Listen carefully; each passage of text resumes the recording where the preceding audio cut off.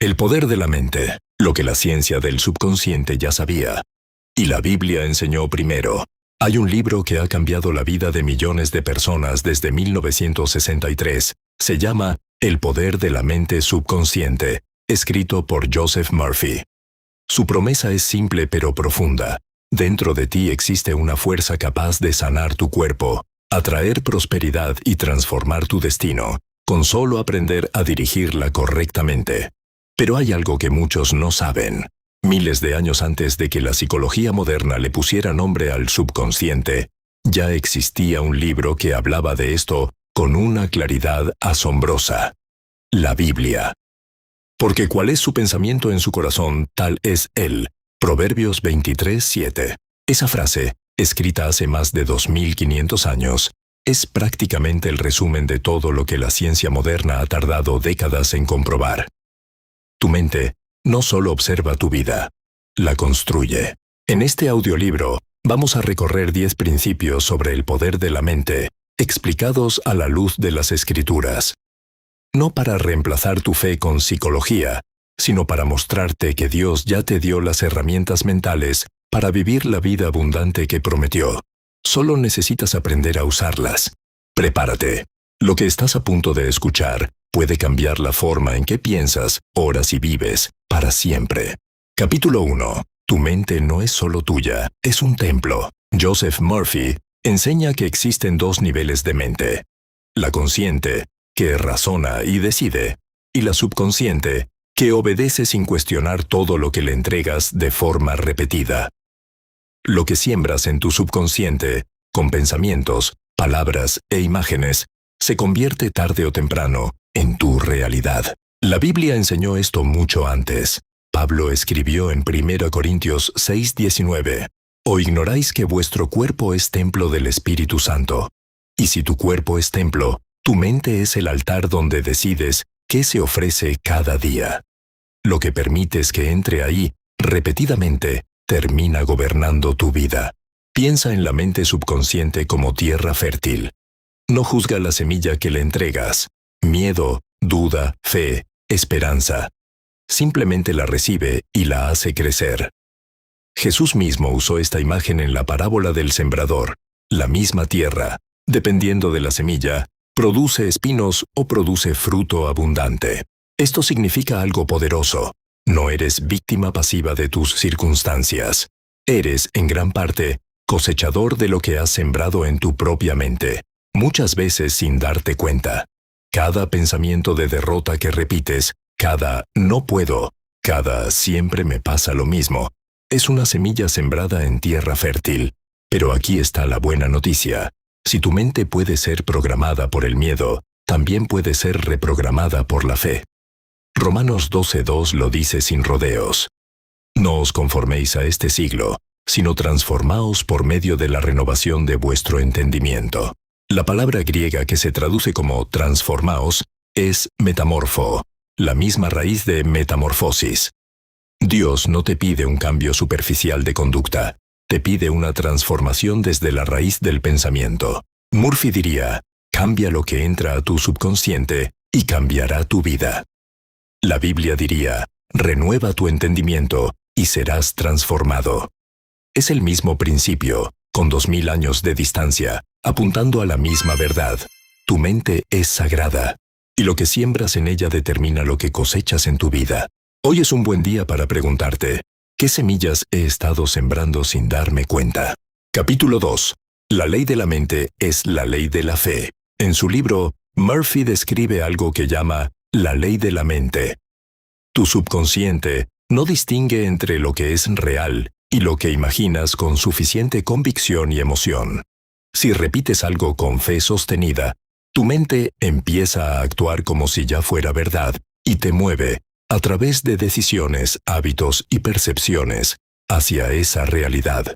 Esto no es magia ni pensamiento mágico, es, en esencia, cómo funciona la fe bíblica. Marcos 11:24 dice, «Por tanto, os digo que todo lo que pidiereis orando, creed que lo recibiréis, y os vendrá». Nota el orden, primero creer, después recibir. No es que Dios responda porque tú ya viste el resultado, es que la fe, sostenida, convencida, sin duda, es el terreno donde Dios obra. Hebreos 11:1 lo define con precisión quirúrgica. Es, pues, la fe la certeza de lo que se espera, la convicción de lo que no se ve. La fe no es desear. Es tener certeza de algo que todavía no puedes tocar con las manos, pero que ya es real en tu mente y en tu espíritu.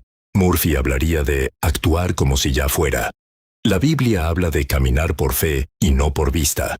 Como dice 2 Corintios 5:7, ambos apuntan a lo mismo. Hay una ley espiritual y mental que responde no a lo que ves, sino a lo que crees con el corazón entero. El problema es que muchos oran pidiendo, pero siguen pensando, hablando y actuando desde la duda. Y la duda, igual que la fe, también es una ley que produce fruto. Santiago 1:6-7 advierte, pero pida con fe, no dudando nada, porque el que duda es semejante a la onda del mar, que es arrastrada por el viento y echada de una parte a otra. No piense el que tal haga que recibirá cosa alguna del Señor. No es que Dios esté esperando para castigarte por dudar. Es que la duda, como ley mental y espiritual, simplemente no construye, dispersa. La fe, en cambio, alinea tu mente, tus palabras y tus acciones hacia una sola dirección: la promesa. Si quieres ver cambios reales en tu vida, no basta con pedir. Tienes que empezar a pensar, hablar y actuar desde la certeza de que ya te fue dado. Esa es la ley de la mente. Esa es la ley de la fe. Capítulo 3. El poder de las palabras que habla sobre ti mismo. Murphy dedica páginas enteras a cómo las palabras que repites, en voz alta o en tu diálogo interno, se convierten en órdenes directas para tu subconsciente. Estoy agotado. Nunca me sale nada bien. Así soy yo. No voy a cambiar. Cada frase repetida es una instrucción que tu mente obedece con fidelidad. La Biblia no solo está de acuerdo con esto, lo eleva a un principio espiritual central. Proverbios 18:21 declara: la muerte y la vida están en poder de la lengua, y el que la ama comerá de sus frutos. No dice que las palabras influyen un poco. Dice que tienen poder de muerte y de vida. Eso es exactamente lo que la neurociencia moderna ha confirmado sobre el lenguaje repetido y su efecto en los circuitos cerebrales y en la conducta. Piensa en la creación misma. Génesis no describe a Dios pensando el universo en silencio. Describe a Dios hablando: sea la luz, y fue la luz. La palabra hablada, con autoridad y fe, fue el vehículo de la creación, y el ser humano, hecho a imagen de Dios, recibió esa misma capacidad en una escala menor pero real. La palabra que habla sobre tu vida, tu cuerpo, tu futuro, tiene poder creativo o destructivo. Marcos 11:23 lo dice con una franqueza que incomoda a muchos. Cualquiera que dijere a este monte: quítate y échate en el mar, y no dudare en su corazón, sino creyere que será hecho lo que dice, lo que diga, le será hecho. No es una fórmula mágica para manipular a Dios.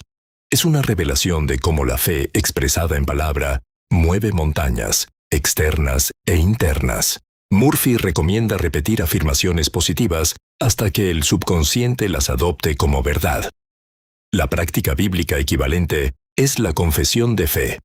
Declarar en voz alta lo que la palabra de Dios dice sobre ti, no lo que sientes en el momento.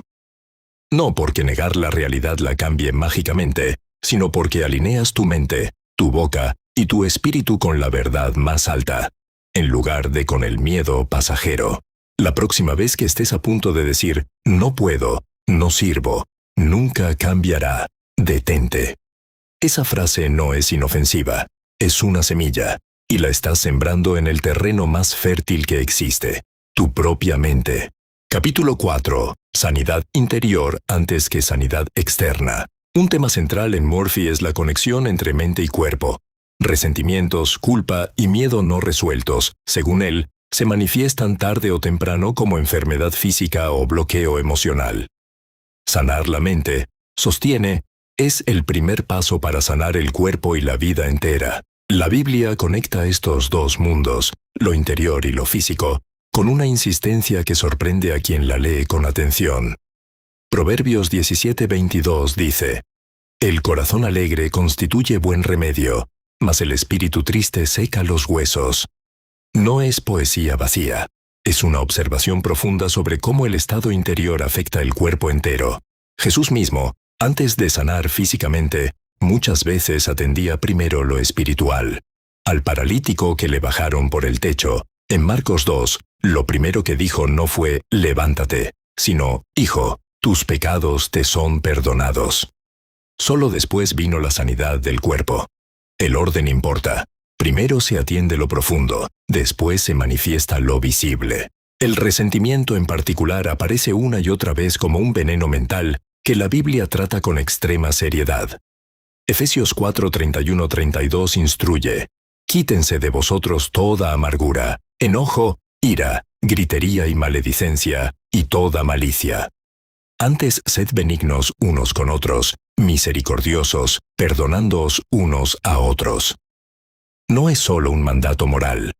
Es, en esencia, terapia mental, antes de que existiera la palabra terapia. Murphy diría que el resentimiento guardado envenena el subconsciente y bloquea tu capacidad de recibir bien. La Biblia diría que la falta de perdón te encadena a ti mismo, no solo a la otra persona. En Mateo 18, Jesús cuenta la parábola del siervo que fue perdonado de una deuda enorme, pero no perdonó una deuda pequeña a otro, y terminó entregado a los verdugos. Una imagen dura de cómo la falta de perdón nos entrega a nuestro propio tormento interior. Si hay una sanidad que estás buscando, física, emocional, financiera, vale la pena preguntarte primero: ¿hay algo interior sin resolver? ¿Un resentimiento, una culpa, un miedo que llevo cargando? Porque muchas veces, la puerta hacia lo que pides afuera empieza con lo que sanas adentro. Capítulo 5. El descanso como acto de fe. Murphy escribe con detalle sobre el poder del sueño y del estado de reposo mental. Es en esos momentos de quietud, dice, cuando el subconsciente trabaja con más libertad, resolviendo problemas y reprogramando patrones que la mente consciente, ocupada y ansiosa, no logra tocar. La Biblia enseña algo similar, pero con una dimensión espiritual añadida. El descanso no es solo biológico, es un acto de confianza en Dios. El Salmo 127:2 dice: «Por demás es que os levantéis de madrugada, y vayáis tarde a reposar, y comáis pan de dolores, pues que a su amado dará Dios el sueño». Hay una crítica directa aquí al exceso de ansiedad y esfuerzo humano, que no descansa en la provisión divina. Piensa en el mandato del sábado, tan antiguo como los 10 mandamientos. Éxodo 28:10 ordena guardar un día de descanso completo. No era una sugerencia de bienestar, era ley. Dios, que todo lo puede, decidió que el ser humano necesitaba detenerse regularmente, no como debilidad, sino como diseño. El descanso ansioso, dar vueltas en la cama pensando en el problema, revisando una y otra vez lo que no tiene solución esa noche, no produce el mismo fruto que el descanso confiado.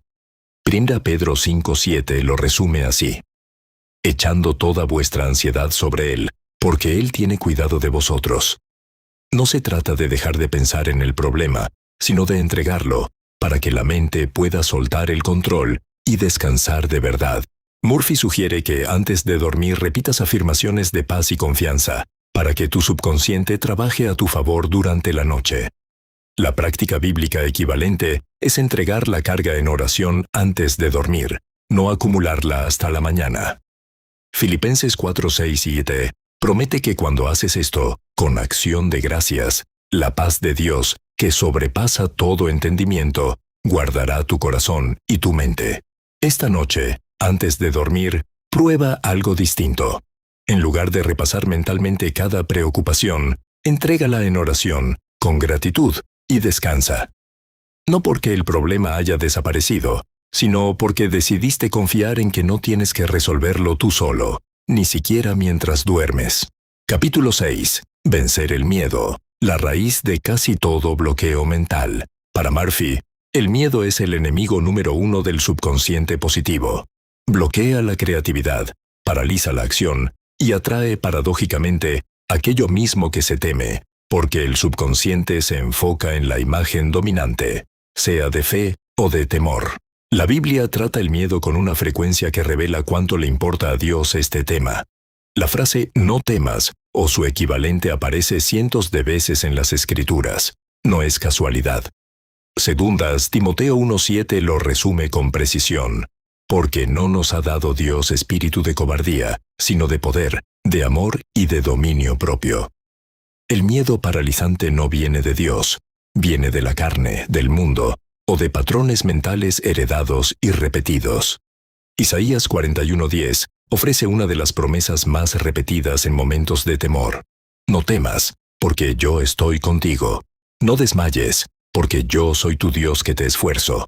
Siempre te ayudaré, siempre te sustentaré con la diestra de mi justicia. No es una negación del peligro real, es una promesa de compañía en medio de él. Piensa en Pedro caminando sobre el agua, en Mateo 14. Mientras mantuvo los ojos en Jesús, caminó sobre algo imposible. En el momento en que miró las olas y el viento, es decir, en el momento en que el miedo se volvió su imagen dominante, comenzó a hundirse. Esa historia es, en esencia, una lección sobre dónde enfocas tu mente en momentos de crisis. Murphy enseña a sustituir la imagen de miedo por una imagen de confianza repetida conscientemente. La Biblia enseña a sustituir el miedo por la fe activa, poniendo los ojos en Jesús, el autor y consumador de la fe, como dice Hebreos 12:2. En ambos casos, el principio es el mismo. No puedes simplemente dejar de temer por fuerza de voluntad. Tienes que reemplazar la imagen del miedo con una imagen más poderosa. ¿Cuál es el miedo que más ha dominado tu mente últimamente? Nombrarlo es el primer paso. El segundo es decidir, de forma consciente y repetida, en qué vas a poner los ojos en su lugar. Capítulo 7. La prosperidad no es un pecado. Es una semilla mal entendida. Uno de los temas más populares y más controversiales del libro de Murphy es la prosperidad. Sostiene que muchas personas viven en escasez no por falta de oportunidades, sino por una mentalidad subconsciente de pobreza, heredada o repetida, que bloquea inconscientemente la abundancia disponible. Aquí es donde muchos cristianos sienten tensión, porque a menudo se ha enseñado que el dinero y la fe son incompatibles. Pero la Biblia no condena la prosperidad, condena el amor al dinero por encima de Dios. Primera Timoteo 6:10 dice con precisión, porque raíz de todos los males es el amor al dinero, no el dinero en sí mismo. Deuteronomio 8:18 ofrece una perspectiva que muchos pasan por alto. Sino acuérdate de Jehová tu Dios, porque Él te da el poder para hacer las riquezas. No dice que la riqueza sea mala. Dice que el poder para producirla viene de Dios, y que se debe recordar la fuente, no idolatrar el resultado. Piensa en la parábola de los talentos, en Mateo 25.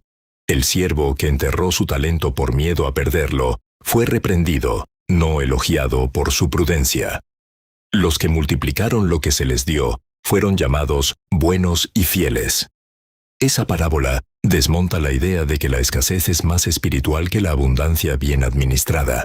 Murphy hablaría de una mentalidad de pobreza, creencias subconscientes de que no mereces más, de que el dinero es sucio, de que la abundancia es para otros, como el verdadero bloqueo. La Biblia hablaría de una fe pequeña que no cree en la generosidad del Padre. Mateo 7:11 pregunta, pues si vosotros, siendo malos, sabéis dar buenas dádivas a vuestros hijos, ¿cuánto más vuestro Padre que está en los cielos dará buenas cosas a los que le pidan? Esto no significa que la fe garantice riqueza automática, ni que la pobreza sea siempre culpa de la mentalidad de alguien. Pero sí significa algo importante. Si en el fondo crees que no mereces abundancia, o que pedir prosperidad es poco espiritual, esa creencia, sembrada y repetida en tu mente, puede estar bloqueando exactamente lo que Dios ya quiso darte como mayordomía, no como ídolo. Capítulo 8. Visualizar con fe, no con ansiedad.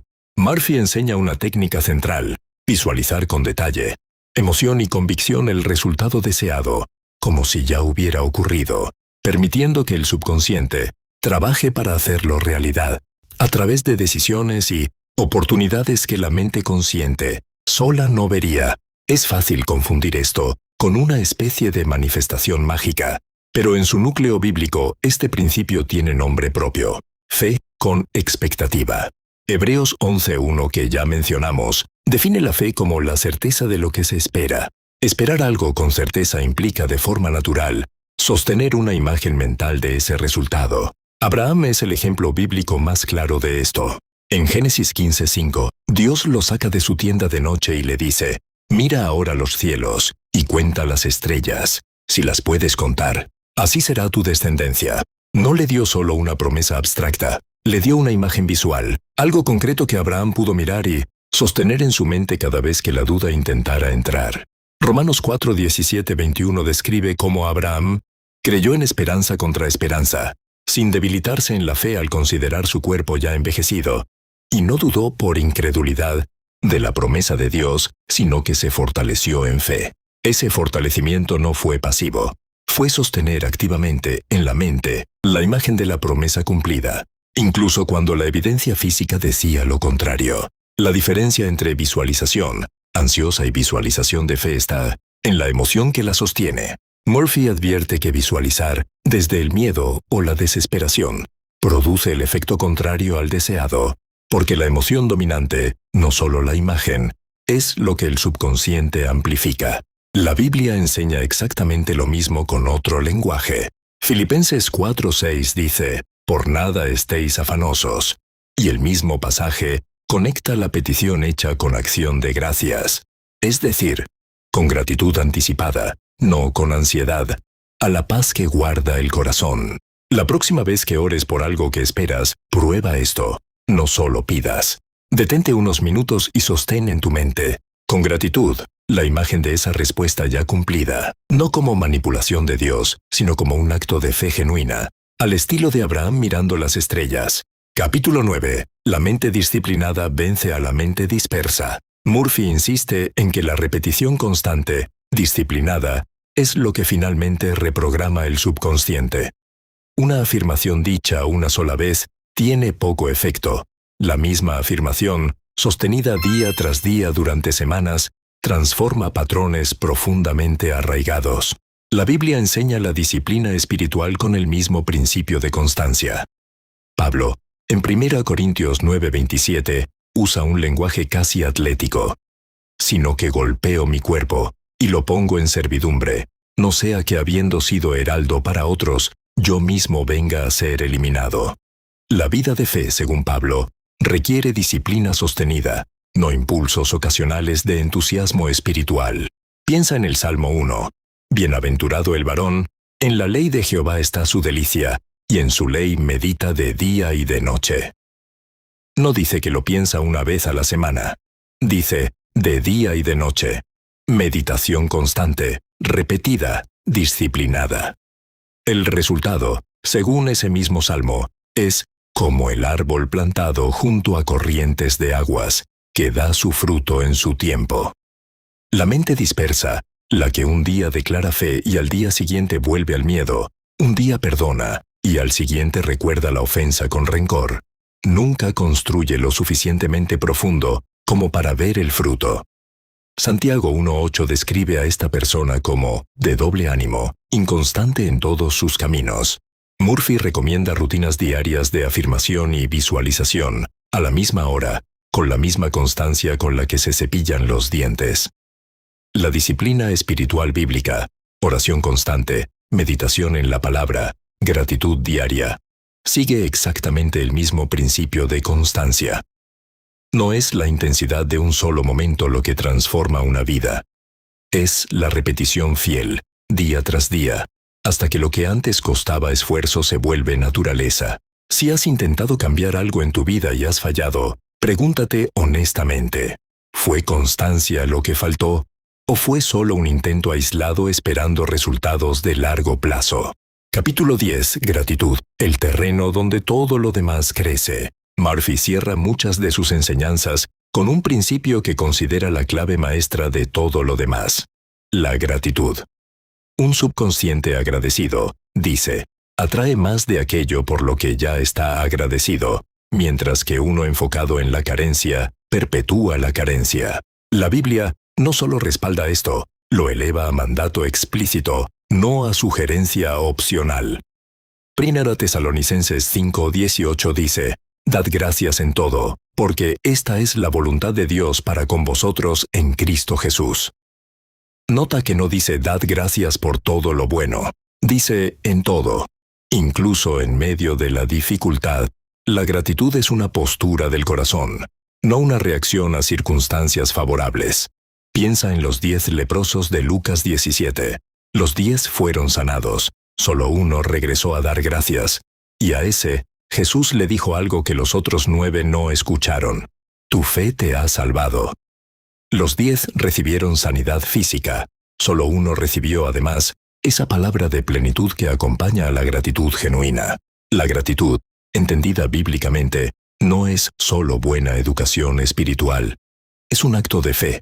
Agradecer por lo que aún no ves completamente resuelto es declarar que confías en que Dios ya está obrando, incluso antes de ver el resultado final.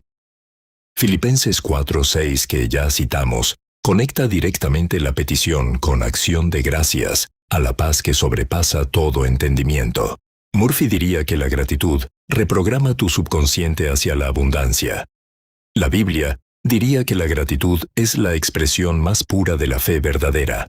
Confiar en el carácter de Dios más allá de las circunstancias visibles.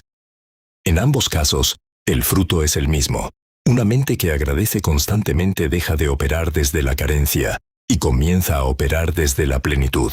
Antes de terminar este audiolibro, tómate un momento, no mañana, no después, ahora mismo.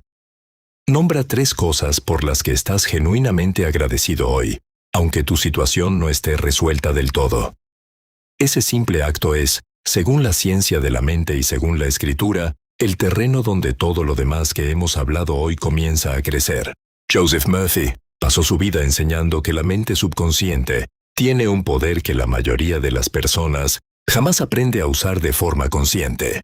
Pero mucho antes de que él escribiera una sola página, la Biblia ya había revelado esa misma verdad, con una autoridad y una profundidad que ningún libro de autoayuda puede igualar. Tu mente es un terreno sagrado. Tus palabras tienen poder de vida y muerte. Tu fe mueve montañas. Y la gratitud es el suelo donde toda bendición futura echa raíz. No se trata de reemplazar tu fe con técnicas psicológicas. Se trata de reconocer que Dios, desde el principio, diseñó tu mente para ser un instrumento de su propósito en tu vida. Renueva tu entendimiento. Vigila lo que siembras. Habla vida sobre ti mismo. Y agradece, incluso antes de ver el resultado completo. Esa es la verdadera fuente del poder de la mente.